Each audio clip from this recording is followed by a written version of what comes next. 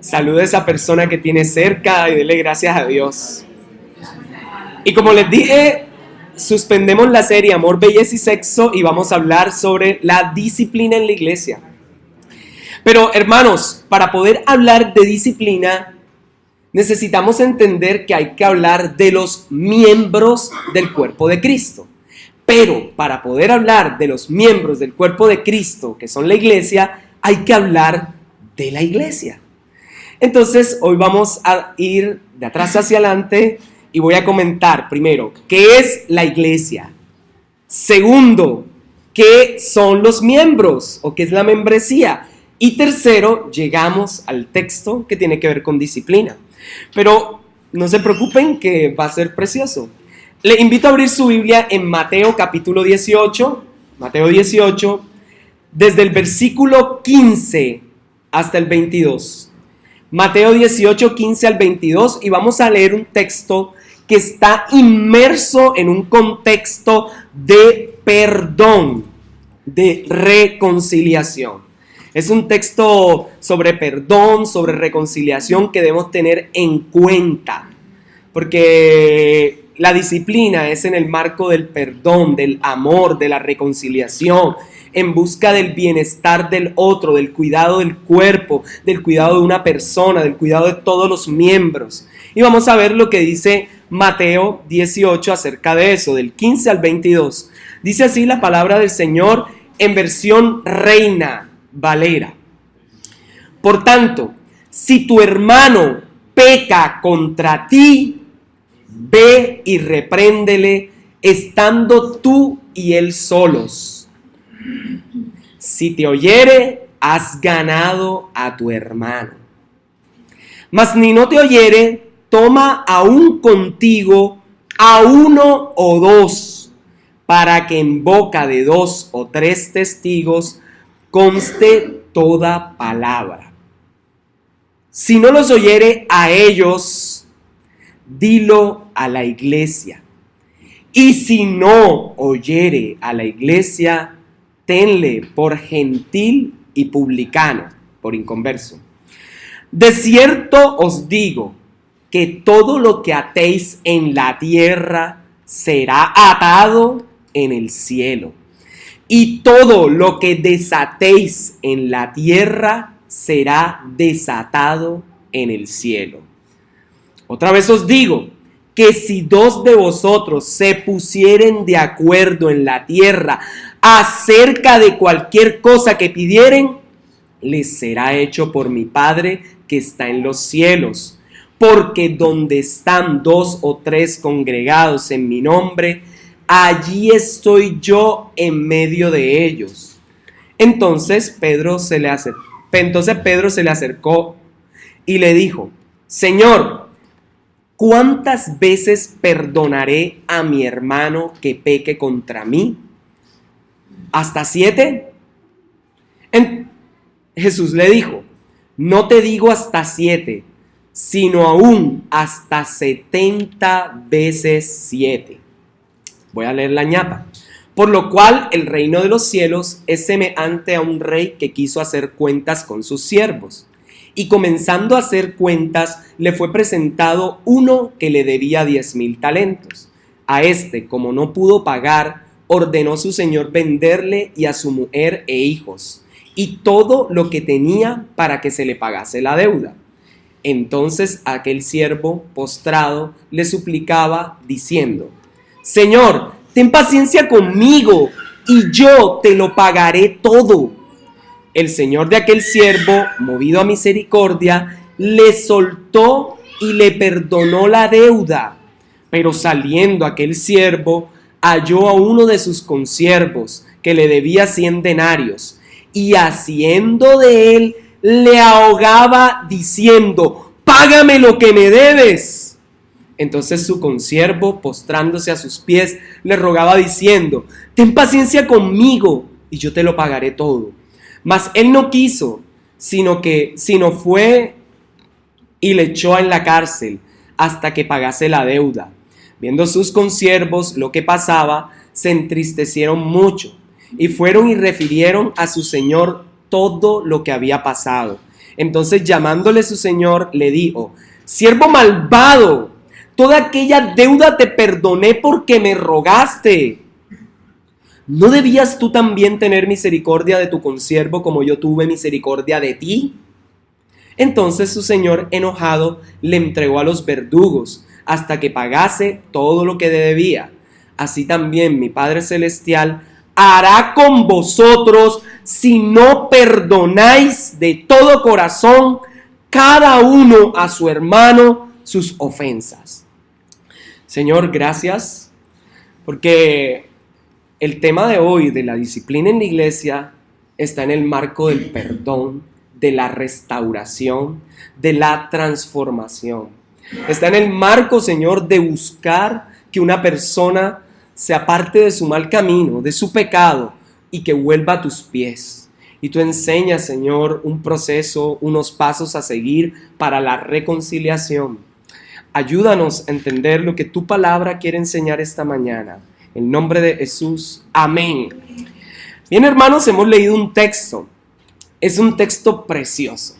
Pero antes de abordar en su totalidad, primero quiero que hablemos y sepamos cuál es la ruta de hoy. Primero vamos a ver qué es la iglesia. La iglesia. Segundo, la membresía. Y tercero, la disciplina. En la iglesia vamos a ver, 1, qué es. 2, cuáles son sus características. 3, quiénes las conforman. En la membresía vamos a ver, ¿es bíblico hablar de membresía? ¿Por qué es importante ser miembro de una iglesia? ¿Qué implica ser miembro de una iglesia local? Y en la disciplina, ¿qué es la disciplina en la iglesia? ¿Es bíblico hablar de disciplina? ¿Cuál es el propósito de la disciplina? ¿Cuándo y cómo aplicar la disciplina? Entonces empezamos por el principio, que es la iglesia.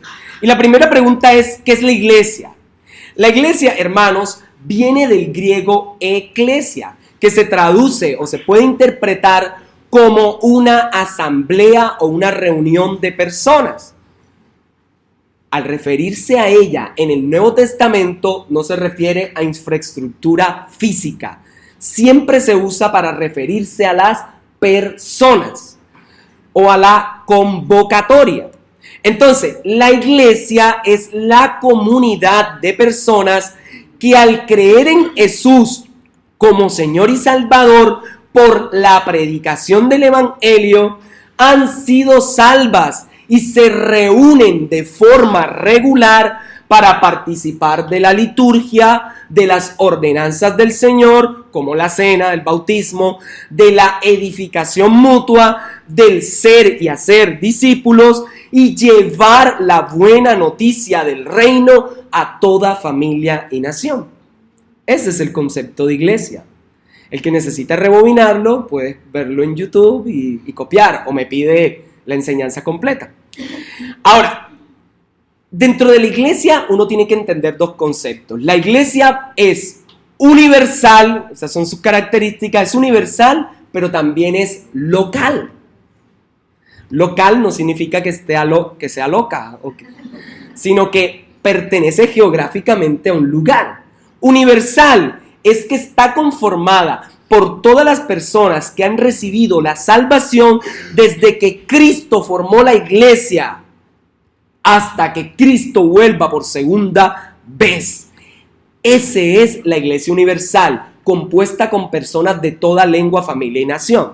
Por ejemplo, Efesios 1, 22 al 23 dice: y sometió todas las cosas bajo sus pies y lo dio por cabeza sobre todas las cosas a la iglesia, la cual es su cuerpo, la plenitud de aquel que lo llena todo en todo. Es decir, la iglesia es el cuerpo de Cristo. Significa que todo lo que usted hace es lo que hace Cristo. Ahora, si lo que usted hace representa a Cristo, cada cosa que haga, buena o mala, le representa a Él. ¿Se ha puesto a pensar eso? ¿Se ha puesto a meditar que usted lo que hace en la calle representa a Jesús porque usted es un embajador del reino? Ahora, Efesios 5:23 dice: porque el marido es cabeza de la mujer, así como Cristo es cabeza de la iglesia, la cual es su cuerpo y él es su salvador. Es decir, hay una sola iglesia y está compuesta por todos los que han sido salvos.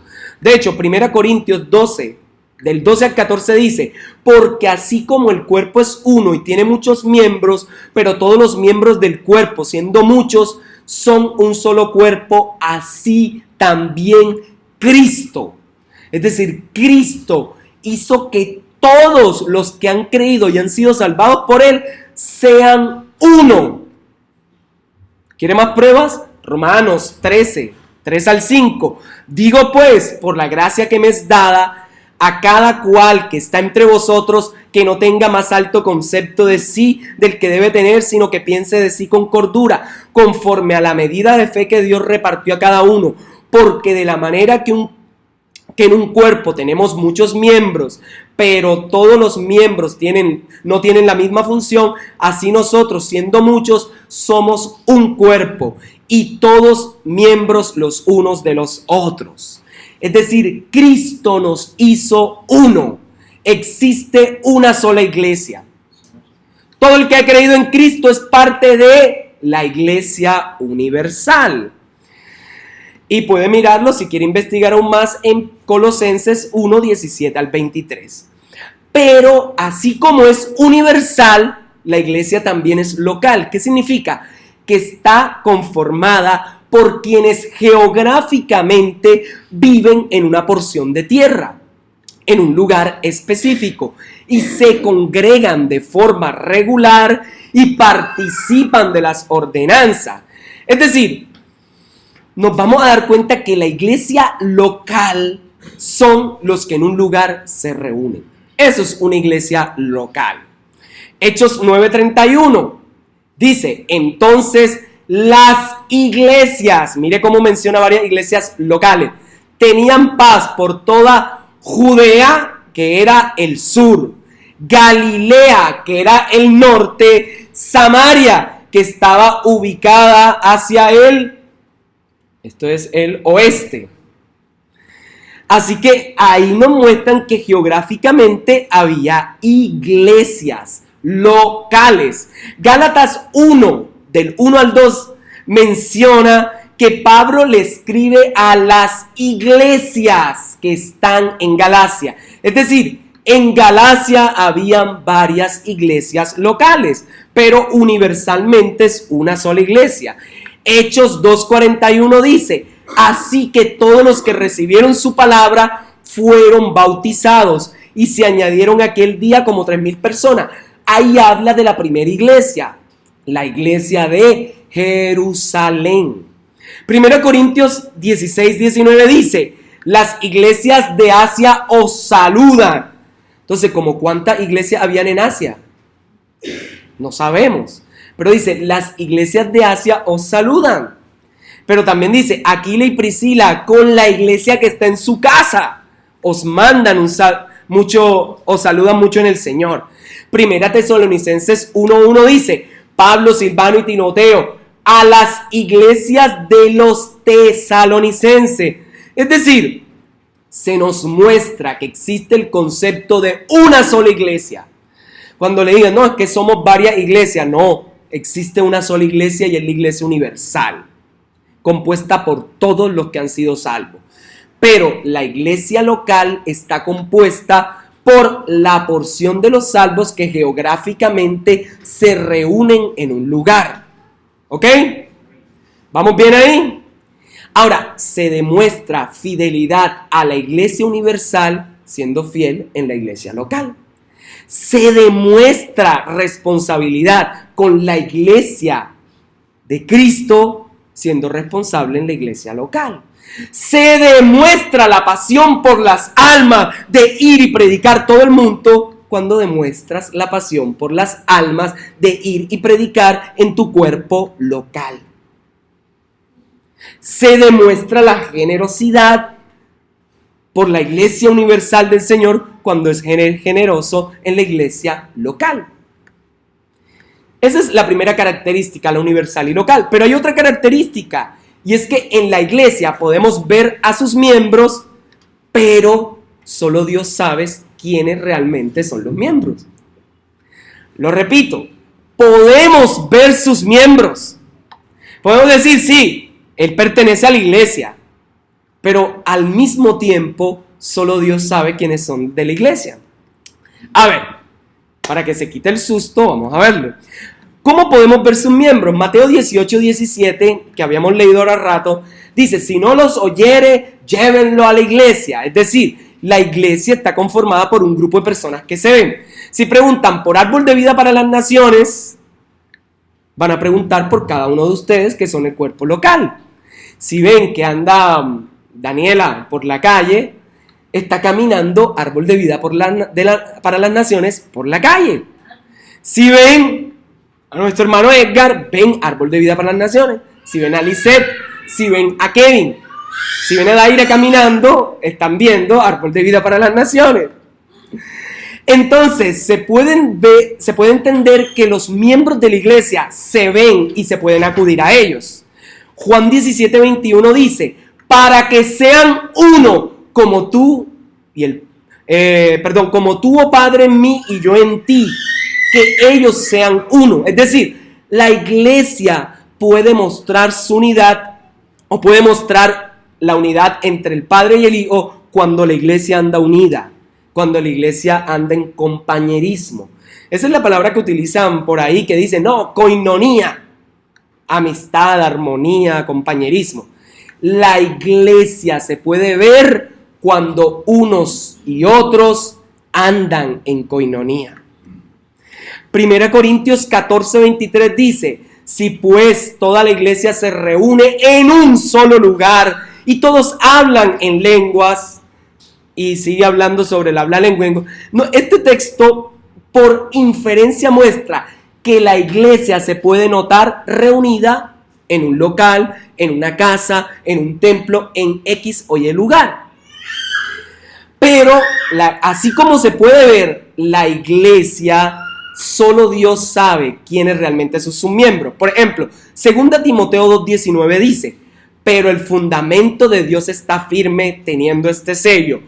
Conoce el Señor a los que son suyos y apártese de iniquidad todo aquel que invoca el nombre de Cristo.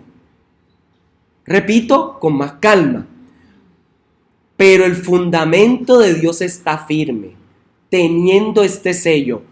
Conoce el Señor a los suyos y apártese de iniquidad todo aquel que invoca el nombre de Cristo. Es decir, solo Dios sabe quiénes son los salvos.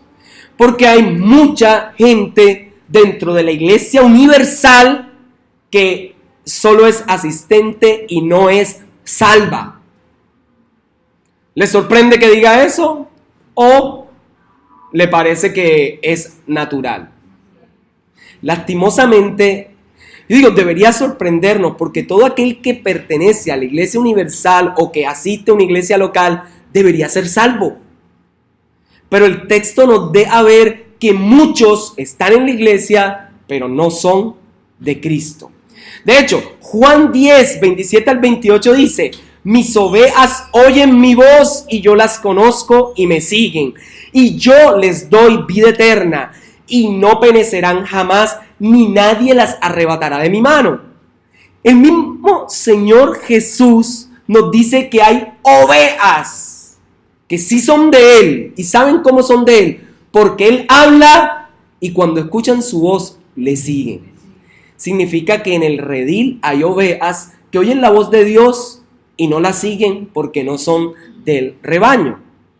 Primera carta de Juan 2:19 dice, salieron de nosotros, pero no eran de nosotros, porque si hubiesen sido de nosotros, habrían permanecido con nosotros, pero salieron para que se manifestase que todos no son de nosotros. Ahí habla de los falsos maestros, habla de los que por ir en pro de sus propios deseos de la carne, decidieron irse. quiere decir que no todo el que está en la iglesia, o como dice Mateo 7, 21 al 23, no todo el que me dice, Señor, Señor, entrará en el reino de los cielos, sino el que, ¿qué? El que hace la voluntad de mi Padre que está en los cielos. Y añade, muchos me dirán en aquel día, Señor, Señor, ¿no profetizamos en tu nombre? Y en tu nombre echamos fuera demonios, y en tu nombre hicimos muchos milagros. Entonces les declararé, nunca os conocí, apartaos de mí, hacedores de maldad. Yo les decía, este es un texto que muchos quisieran borrar del Nuevo Testamento, porque es un texto que declara que se puede profetizar. ¿Quién no cree en un profeta? Que se puede en el nombre de Jesús echar fuera demonios, y que en el nombre de Jesús hacer milagros, y con todo y eso no pertenecer al reino de Dios.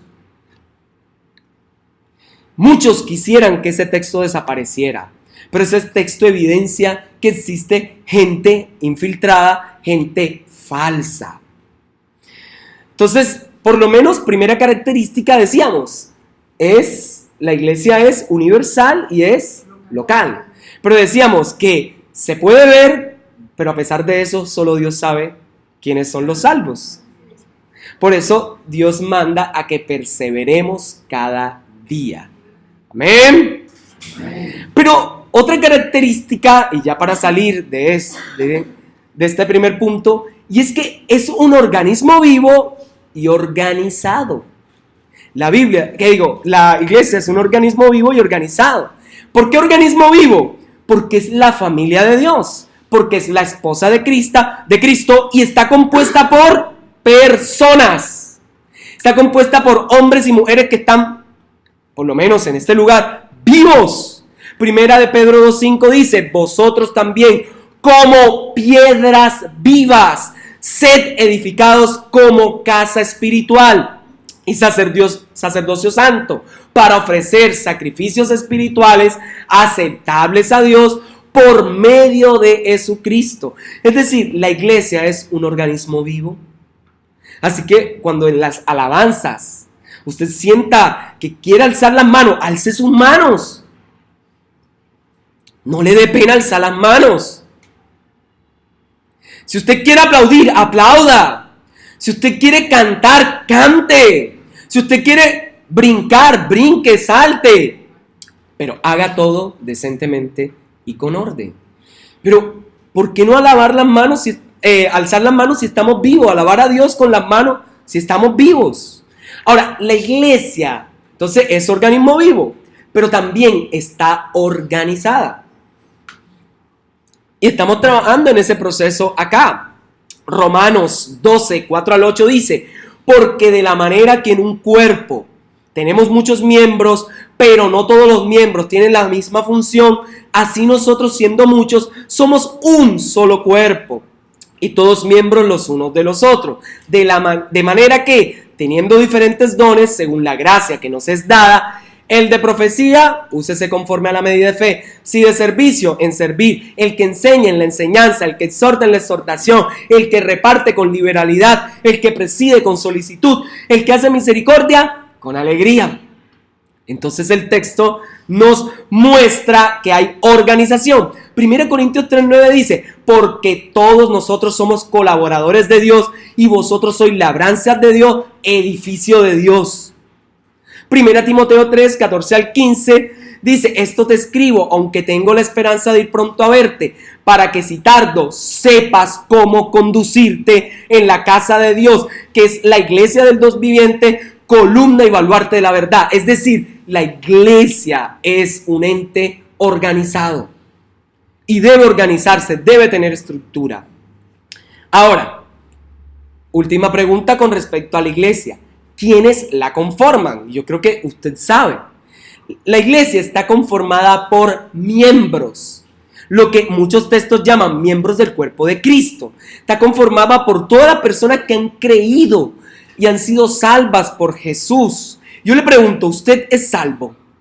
Si esta mañana, Dios no lo permita, pero como en muchas películas, aparece un meteorito gigante que viene a destruir, o como muchos han soñado con Cartagena, un meteorito que viene y cae. ¿Usted está seguro que va a la presencia de Dios?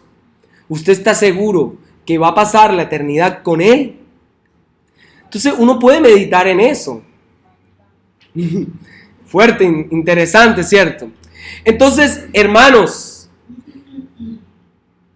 la iglesia está formada por miembros. Ahora, uno puede preguntarse, ¿y qué consideraciones toma esta iglesia local con bases bíblicas para decidir quién es miembro y quién no? ¿Se lo ha preguntado alguna vez? Ay, ¿cómo hacen la iglesia para decidir quién es miembro y quién no? En primer lugar, la persona debe entender qué es el evangelio. Si una persona no entiende qué es el evangelio, mucho menos podrá proclamarlo. Y significa que tal vez, probablemente, ni ha nacido de nuevo. Lo primero que verificamos en la iglesia es que la persona haya nacido de nuevo. Por eso algunas personas no reciben la membresía enseguida. Por eso algunas personas no entran enseguida y pasa un proceso. Ahora, una de las cosas, dos, que consideramos es ver su conducta. Que su conducta esté de acuerdo al evangelio. Por tal motivo, como mínimo, nosotros acá observamos, mientras se congrega fielmente, dependiendo del caso, entre 9 meses y 1 año, decidimos, este hermano muestra los valores del reino de Dios, muestra quién es el Señor, y por eso decidimos que hace parte del cuerpo de Cristo como miembro de esta iglesia local. Tercero, la persona que quiere ser miembro acá, normalmente, si no conoce el evangelio, se le enseña, se le presenta y se bautiza.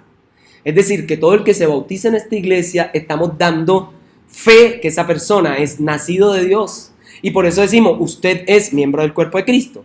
Pero si la persona se bautizó en otro lugar, viene de otro lugar, pues ¿qué hace uno? Uno le pregunta, ¿por qué se bautizó? Si esa iglesia era de sana doctrina, en nombre del Padre, del Hijo y del Espíritu Santo, ¿se bautizó? Porque hay muchos lugares que bautizan solo en el nombre de Jesús. Y a veces ni siquiera en el nombre de Jesús.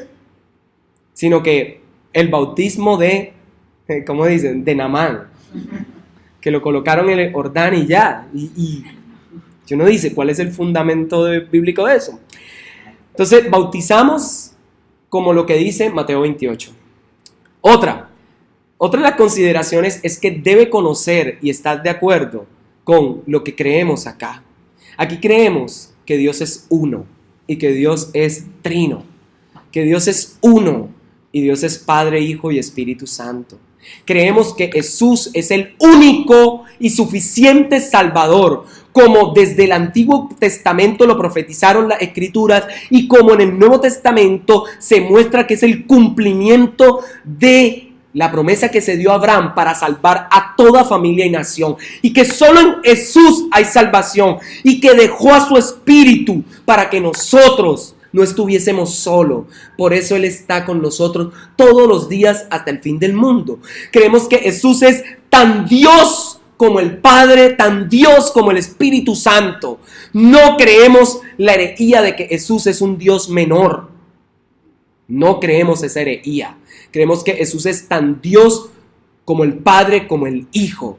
Creemos que la gracia de Dios, que por su gracia nosotros hemos sido alcanzados para ser reconciliados. Creemos que la Escritura es inspirada por Dios, útil para enseñar, para redarguir, para instruir, para corregir en justicia, a fin de que el hombre de Dios sea perfecto, enteramente preparado para toda buena obra. Creemos fielmente que todo aquel que hace parte del cuerpo de Cristo tiene una función y tiene dones. Que ninguna persona que está en el cuerpo de Cristo tiene excepción de dones. No, todos tenemos dones y hay que ponerlos al servicio de la iglesia para que se edifique la iglesia. Y creemos en muchas otras cosas. ¿Qué más consideramos? Que para ser aceptado como miembro debe haber una aprobación por parte de los pastores, cuerpo de ancianos y la membresía, siendo la membresía en última instancia la que va a decir, ese hermano sí es miembro de acá. Porque, hermanos, ser miembros de una iglesia local es que la iglesia está diciendo, ese hermano, nosotros decimos que sí vive una vida agradable al Señor. Y aunque peca, reconocemos que Él se arrepiente. Y aunque tiene su carácter, reconocemos que es del Señor. Pero podemos decir que esa persona sí es de Cristo. Eso significa ser miembro de una iglesia. Es que una iglesia está avalando y está diciendo, creemos en la obra que Dios hace en su vida. Entonces, eres miembro de una iglesia local porque ella te respalda y declara ante todos que tú sí eres hijo de Dios. Segundo, ya hablamos de la iglesia. Segundo, membresía. En cuanto a la membresía, tenemos 3 puntos. ¿Es bíblico hablar de ella? 1. 2, ¿por qué es importante ser miembro? Y 3, ¿qué implica?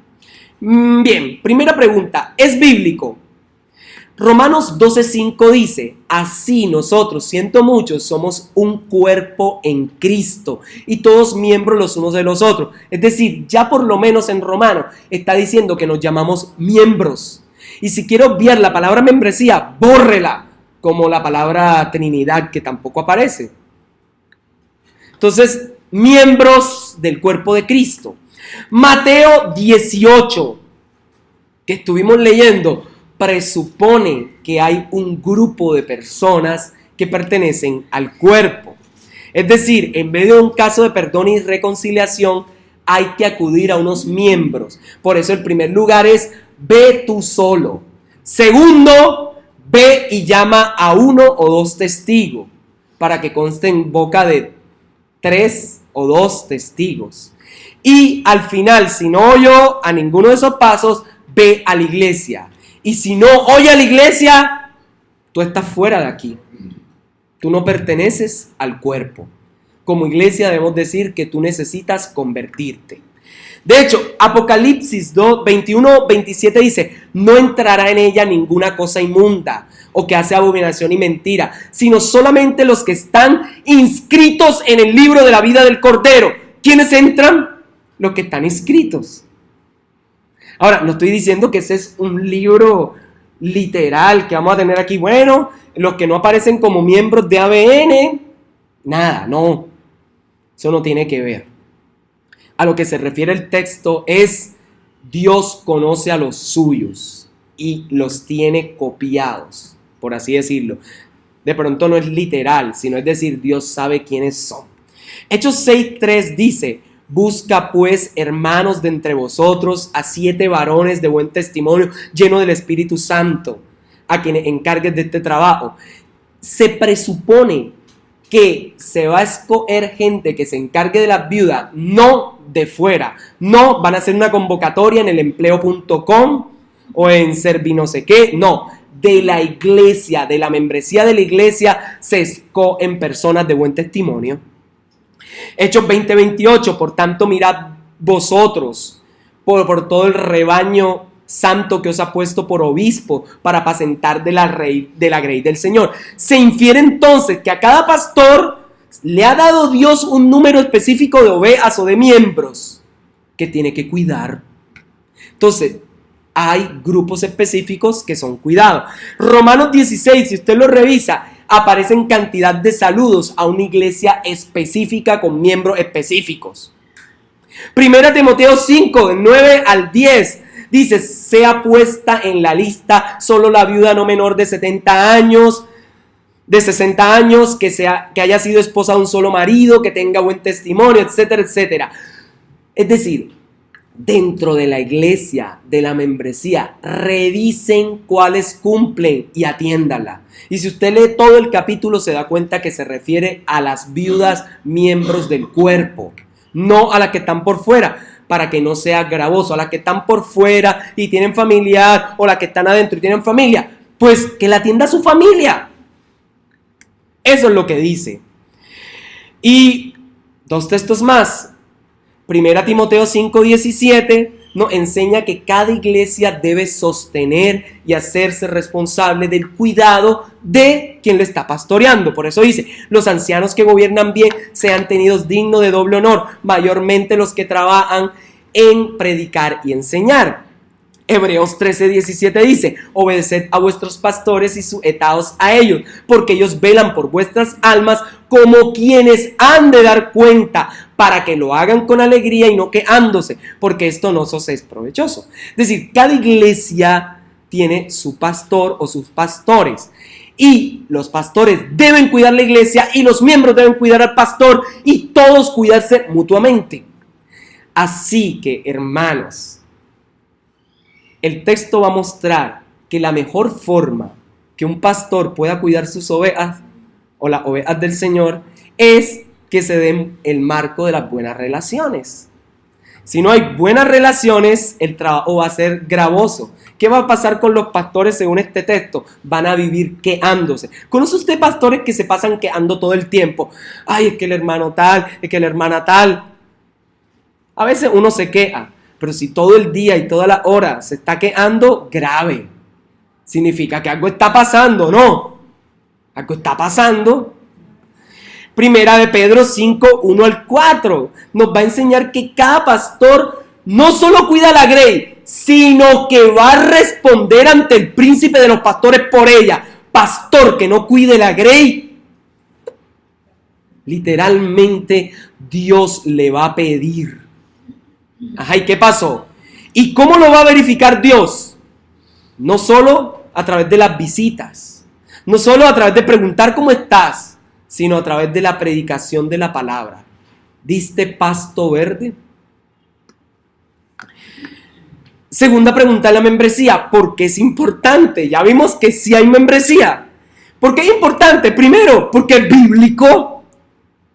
La membresía, ser miembro del cuerpo de Cristo, es ser bíblico.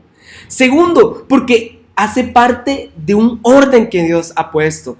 Tercero, porque se da en el marco de la unidad, y solo es en el marco de la membresía que se toma la cena del Señor. Cuarto, porque es evidencia del compromiso con la iglesia universal. Siguiente, porque es el marco donde se reconoce quién hace parte de ella. Porque los pastores saben cuál es su grey y la grey sabe cuál es su pastor. Y última pregunta con respecto a la membresía. ¿Qué implica entonces ser miembro? De los que están aquí, los que están bautizados en este lugar y los que han sido recibidos y asisten regularmente ya son miembros. ¿Qué implica para usted? ¿Y qué implica para los que están aspirando, que ya pronto se van a bautizar? Uno, que debe congregarse fielmente y con regularidad. Que usted debe, con el cuerpo, congregarse. Usted no debe desconectarse. Conéctese y sienta la bendición. No digo que habrá tiempo en que por alguna razón tenga que desconectarse. Pasa, sí. Viajes, eventos inesperados, etcétera. Sí, eso lo hace. Siguiente. Otro compromiso que tiene usted es edificar la iglesia a través del uso de sus dones. ¿Cuántos aquí tienen dones espirituales? Alce su mano, quiero ver. Santo Dios, aquí hay que hablar acerca de los dones espirituales, porque ninguno aquí puede decir que no tiene, porque todos tienen. Y lo vamos a ver a través de la palabra. Definitivamente, lo siguiente que vamos a hablar es de los dones espirituales. Y vamos a ver toda la gama, porque ustedes tienen dones. Y en el marco de la iglesia es que todos nos edificamos cuando todos usan sus dones. Aquí no se trata de 1, 2, 3, 5, 10 personas que usen sus dones. Todos. Toma todo. Entonces, hermanos, así, mire, no existe el don del chisme. Por si acaso. No existe dones como ese. El don de parlero. Existe el don de la oratoria, pero no don de parlero. El que anda enamorando la una, la otra, el otro, etcétera. Tercera razón, o tercer compromiso, es que usted es miembro para relacionarse los unos con los otros. Hermano, relaciónese, porque es el marco donde usted puede abrir su corazón. Y es el marco donde otras personas le van a abrir su corazón. ¿Alguna vez le han abierto su corazón? Aquí vamos a sacar a Daniela y a Frank, que se han abierto sus corazones. Pero hermanos, usted en la iglesia puede abrir su corazón. Y también le pueden abrir el corazón a usted. Alguien le abre, mire, me está pasando esto. Pero la iglesia, otro compromiso es ofrendar con gozo, con generosidad y con regularidad. Hermanos, uno debe diezmar, ofrendar, dar con generosidad. Ahora, ¿qué significa dar con gozo, con generosidad? Significa de acuerdo a lo que usted tiene. Hay quienes tienen para dar millones. Hay quienes, eso mucho es 1,000 pesos. Entonces aquí lo importante es dar con gozo, con alegría, con generosidad. Ahora, tu responsabilidad primaria es dónde comes, dónde te predican la palabra. No, pero es que Dante Gebel es mi pastor. Vale, viaja a Miami y congrégate allá. Sí. Entonces, hermanos, lo que quiero decir con esto es, usted sirva donde Dios le ha puesto. Use sus dones donde Dios le ha puesto. Sea generoso donde Dios le ha puesto. Otra responsabilidad es reconocer, respetar y sujetarse, no solo a las autoridades puestas por Dios, sino los unos a los otros. Porque el respeto es en todas las direcciones. Y yo he escuchado a veces, no toquen al ungido de Dios. ¿Qué pastor es el ungido? Señor, el ungido somos todos. Y el respeto es todos. Y todos nos merecemos respeto. Y tenemos que tratarnos con respeto. Tenemos que tratarnos con amor. Y tenemos que sujetarnos los unos a los otros. Yo escucho consejos cuando me dicen algo, oigo. ¿O no? Que hay testigos, me dicen, me recomiendan cosas. Yo oigo. Escucho consejo, pero yo no me puedo poner prepotente. No, eso no es así, eso. Hay que escuchar. Todos tenemos que escuchar.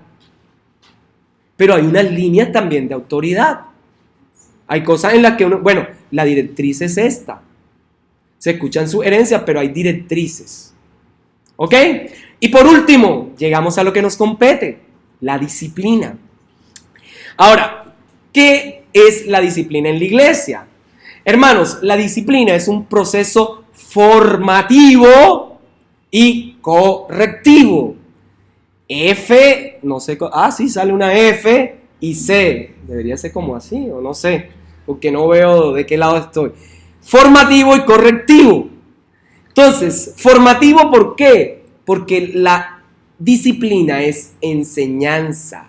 Porque la disciplina es un caminar juntos, es edificar, corregir, exhortar e instruir un hermano en la fe o una hermana en la fe que necesita volver al Señor. Y es un proceso correctivo porque cuando se ha cometido pecado, y luego vamos a ver citas, se necesita decirle, hermano, has pecado, necesitas corregir esto. Y como vimos en Mateo 18, decirle, mira, primero solos, oye, eso está mal, recapacita, recapacita, decirle, recapacita, muchacho, muchacha, hermano, pero si no, vas por otra persona, pero no vas por un bufón, no vas por un cualquiera que lleve cualquier estilo de vida, vas por alguien que sea de testimonio, vas por alguien que sea de ejemplo, mira, está pasando esto, y traigo a este hermano como testigo, porque te amo y quiero decirte que es eso. Y si no escuchó ese testigo y llaman a otro testigo y a otro, se va y se habla con las autoridades de la iglesia, con la iglesia completa. Y al final, si no quiso escuchar reprensión en medio de un largo proceso, entonces tú no eres de aquí, porque has pecado. Entonces la disciplina es un proceso formativo y correctivo con el fin de edificar, corregir, exhortar e instruir a un hermano en la fe para que vuelva a vivir en el evangelio. Eso es la disciplina. Ahora, ¿es bíblico hablar de la disciplina? Mateo 18 nos muestra, y vamos ahora sí a Mateo 18. Mateo 18, si usted mira todo el pasaje, está envuelto ¿en qué?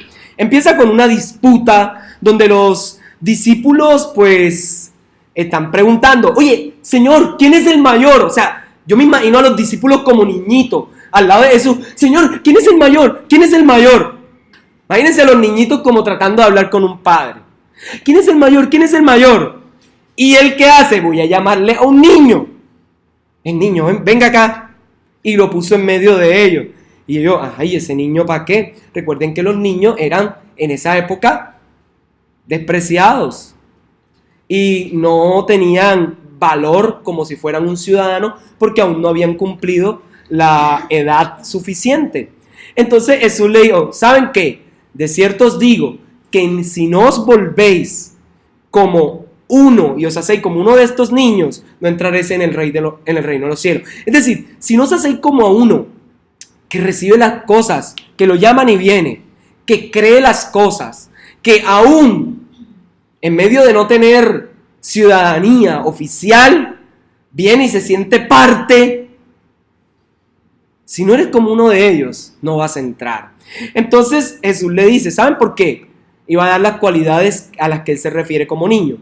Así que cualquiera que se humille como este niño, cualquiera que tenga la humildad de uno de ellos, ese es el mayor en el reino de los cielos. Y cualquiera que reciba en mi nombre a un niño como este, a mí me recibe. Es decir, cualquiera que recibe a alguien que se humilla, ese recibe al Señor. Lo que está dando es una lección, porque los discípulos querían ser los más grandes. Pero en medio de eso va a hablar, ¿saben? Cualquiera que haga tropezar a uno de estos pequeños que creen en mí, y ahora cambia, porque ya ahora es a uno de estos pequeños, no solo a los niños, mejor le fuese que se colgara al cuello una piedra de molino de un asno y que se hundiese en el mar. Y le dice, lo primero que aparece, cualquiera que haga tropezar a uno de estos pequeños, ¿cuál será el castigo, hermanos? Dígame, ¿qué es lo mejor que le puede pasar? Que se mate, ¿cierto?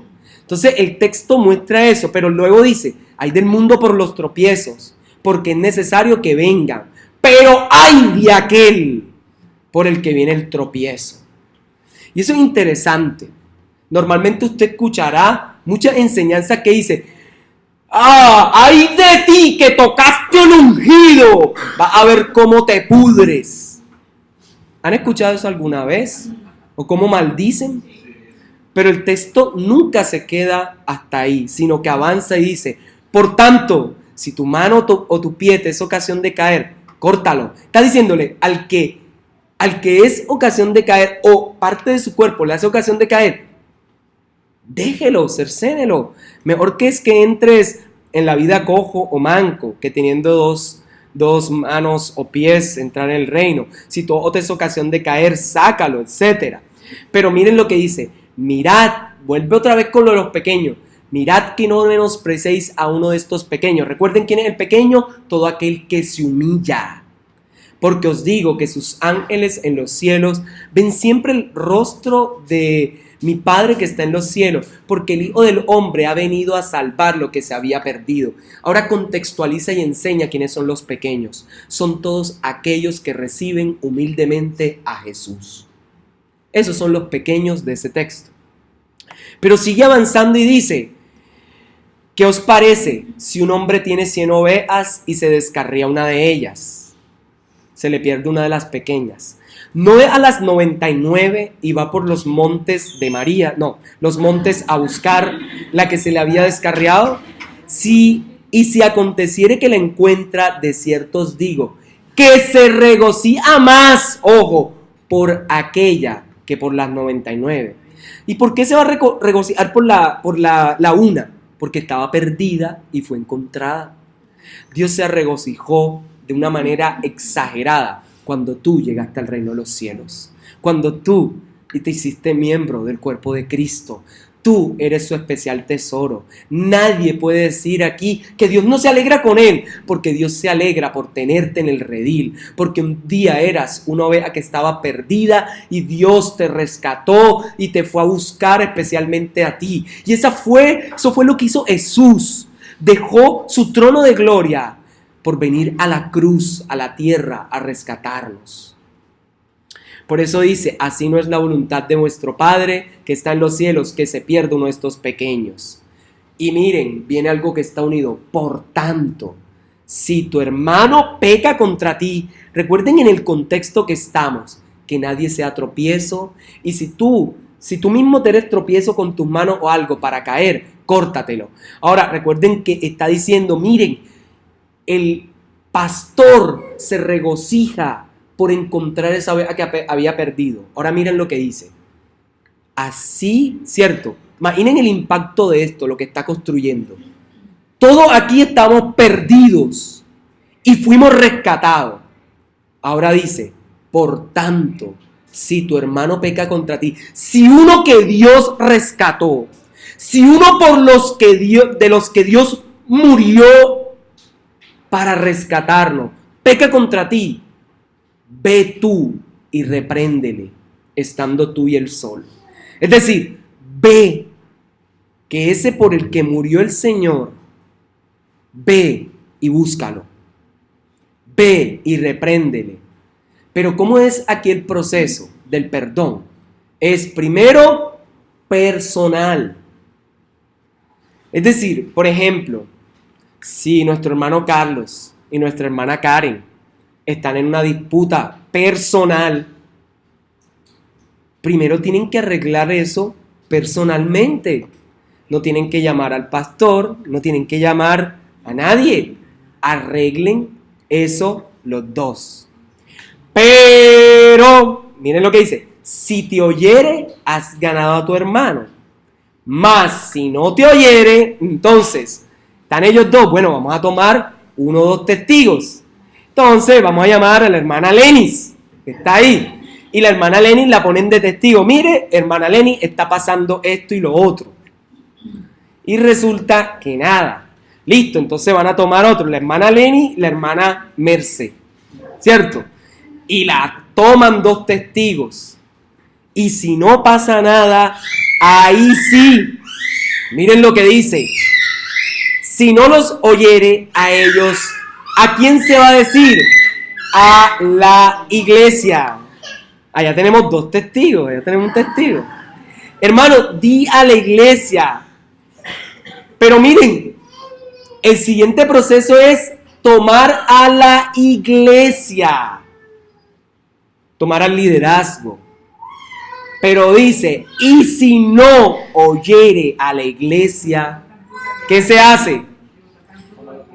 Dice acá, oye, este pleito es extremo, este pleito es grande porque no se ha solucionado con nada. Entonces, ¿qué dice? Si no se soluciona, dice, tenle por gentil y publicano, es decir, di que no es parte de la iglesia. ¿Qué les parece eso? El proceso disciplinario empieza por lo personal, empieza poco a poco. Ahora, ¿de qué se trata esto? Se trata más que disciplina de restauración de relaciones. Pero si una relación no se restaura, hay que decir de esa persona, tú no eres de la iglesia. Pero el ejemplo que está aquí es un ejemplo donde se ha hecho de todo y nada. Entonces, por eso es que Pedro dice, bueno, espérense un momentico, me volé algo importante. Y dice, de cierto os digo que todo lo que atéis en la tierra será atado, ¿en dónde? En el cielo. Y todo lo que desatáis en la tierra será desatado en el cielo. ¿Qué significa atar y desatar? Sí, no significa ir a decir yo ato esto en el nombre del Señor. En este texto, atar y desatar es atar o soltar, es decir, no perdonar o perdonar. Y es un texto muy fuerte, porque está diciendo, si tú perdonas en la tierra, el perdón se verá reflejado en el cielo. Si no hay perdón en la tierra, no hay perdón en los cielos. El Padre nuestro, como dice, perdona nuestras ofensas. Es decir, habrá perdón en el cielo como nosotros perdonamos aquí en la tierra. El texto de atar y desatar el perdón. Por eso dice, otra vez os digo, que si dos de vosotros se pusieren de acuerdo en la tierra, acerca de cualquier cosa que pidieren, les sea hecho por mi Padre que está en los cielos. Nuevamente, está en el contexto del perdón. Si acá se ponen de acuerdo, Carlos y Karen, se ponen de acuerdo aquí en la tierra, habrá perdón en el cielo. Si piden, porque donde están 2 o 3 congregados, ahí él está de testigo, ahí estoy yo en medio de ellos. Por eso, miren la reacción de Pedro cuando Jesús dice eso. Entonces se le acercó Pedro y le dijo, Señor, ¿hasta cuántas veces perdonaré al hermano que peque contra mí? ¿Hasta 7? Realmente, como les dije alguna vez, porque hace parte de otra enseñanza, aquí Pedro tal vez quiso mostrarse como el más perdonador, porque en el judaísmo el que más perdonaba era el que perdonaba 7, porque era el número perfecto. Y decía, wow, 7 veces. Oye, este es muy espiritual. Por eso Jesús le dice, no te digo, para que se le quite la máscara de espiritualidad, no te digo hasta 7, sino aún hasta 70 veces 7. Es decir, siempre debemos perdonar, porque la mejor opción es el perdón, porque en el perdón hay restauración, hay reconciliación. La disciplina en la iglesia busca perdón, busca restauración. No existe disciplina si no está buscando la restauración de una persona. Pero también está el otro lado. Si la persona siempre se está buscando y no reconoce y no hace nada, entonces tú no eres de aquí. Por eso la siguiente cosa que Jesús muestra es la parábola de los 2 deudores. A uno se le perdonó algo infinitamente grande y debía perdonar a todos los demás. Pero había uno con una deuda infinitamente pequeña en comparación de él. Y el que se le perdonó lo gigantesco no fue capaz de perdonar lo pequeñito. Por eso el perdón, la falta que tuvo se le volvió a atar. Por eso quedó preso en prisiones hasta que pagara todo. Entonces, si ven, pero hermanos, tengo otro texto sobre la disciplina y cómo se aplica y todo esto. 1 Corintios 5, esta es la ñapa, la joya de la corona, pero este es horriblemente extremo. Y dice así, 1 Corintios 5, menos mal que la Biblia, Pablo fue el que la escribió y el Espíritu la inspiró. Dice, de cierto se oye que hay entre vosotros fornicación, y tal fornicación cual ni aún se nombra entre los gentiles, tanto que alguno tiene la mujer de su padre. Y vosotros estáis envanecidos. Es decir, el hermano asistía a la iglesia como si nada, participaba de todo como si nada. Por eso Pablo le dice, hermanos, ustedes están envanecidos. ¿No deberíais más bien vosotros haberos lamentado para que fuese quitado de en medio de vosotros el que cometió tal acción? Porque andaba el hermano que estaba con la mujer de su papá en la iglesia como si nada, y todos los hermanos, ay, qué mal, o sea, normal, todo bien. Fuerte. El texto da a entender que todos sabían. Por eso le dice, ciertamente yo, como ausente en cuerpo, pero presente en espíritu, y estos, imagínense lo terrible, ya actuando, dice, yo ya como presente he juzgado al que tal cosa ha hecho. En el nombre, miren esto, de nuestro Señor Jesucristo, reunidos vosotros y mi espíritu, no que el espíritu se le fuera ahí para allá, no, es decir, como si de corazón, dice,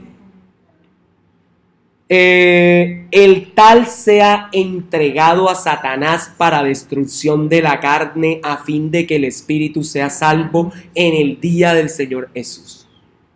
Primero quiero aclarar, personas que son nuevas en la iglesia, aquí no quiere decir que Pablo se puso un capuchón negro con una hoz y dijo, no, vamos, hicieron un rito raro y lo pusieron ante Satanás. No, aquí lo que está diciendo es, esa persona fue expulsada, fue echada fuera y fue tenida como no creyente. Por eso, al no estar en los brazos de Dios, está en los brazos de Satanás. Eso es lo que quiere decir. Entonces, dice, no es buena vuestra jactancia, regaña a la iglesia. ¿No sabéis que un poco de levadura leuda toda la masa? Limpiaos pues. Hermanos, y el texto sigue y se lo dejo para investigar, porque ya finalizo. Ahora, voy a tomar esto último. Mas os escribí desde el versículo 11, que no os juntéis con ninguno que, llamándose hermano, fuere fornicario o avaro o idólatra o maldiciente o borracho, ladrón. Con el tal aún ni comáis. Es decir, Pablo dice, no coman, no con el de la calle que es mundano y no, con el que dice que es cristiano y anda en fornicación, en avaricia, en idolatría, anda diciendo malas palabras, es un borrachín, es un ladrón, con el tal ni comáis. Aquí no habla de los del mundo, porque los del mundo por naturaleza son así, pero sí dice, cuidado con el que dentro de la iglesia vive como no le agrada a Dios. Y se ha amonestado, se le ha hablado, se le ha dicho, se ha buscado reconciliación, pero no lo ha hecho. El tal no sirve. Por eso dice, porque ¿qué razón tendría yo para juzgar a los que están afuera? No juzgáis vosotros a los que están adentro, porque a los que están afuera Dios juzgará. Quitad pues a ese perverso de entre vosotros. Entonces aquí, piensen esto es una carta. ¿Y saben cómo se leían las cartas? Así como en una predicación. Y están todos los hermanos reunidos. Imagínense Pablo leyendo el capítulo 1. Uy, bien. Capítulo 2. 3. 4. Bien, Pablo, gracias por la doctrina. Y el hermano que estaba ahí con la mujer de su padre. Amén, qué bueno lo que escribe el hermano Pablo. Pero cuando llega el capítulo 5, Pablo, el que está leyendo, el pastor de ahí dice, bueno, yo no sé si titubeó. Bueno, Pablo también escribió esto. Hay un caso aquí de fornicación, y ya me imagino al hermano. Alguien que tiene a la mujer de su padre, cosa que ni los gentiles hacen. Imagínense a la persona en medio de todo. Imagínense lo incómodo. Pero más incómodo es que como iglesia toleremos el pecado, toleremos las cosas. Ahora, todos pecamos, pero nos arrepentimos. Y si el Espíritu de Dios no le redarguye, algo está fallando.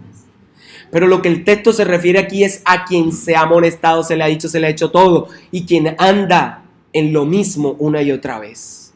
A ese no admitir. De hecho, en Gálatas 6:1 dice, hermanos, si alguno fuere sorprendido en alguna falta, vosotros que sois espirituales, restauradle con mansedumbre, considerándote a ti mismo, no sea que tú también estés tentado. La disciplina busca restauración, no busca destrucción. Efesios 5:11-12 dice, no participéis en las obras infructuosas de las tinieblas, sino más bien reprendedlas, porque vergonzoso es aún hablar de lo que ellos hacen. Segunda Tesalonicenses 3:13-15 dice, y vosotros, hermanos, no os canséis de hacer el bien. Si alguno obedece a lo que decimos por medio de esta carta, a ese señaladlo.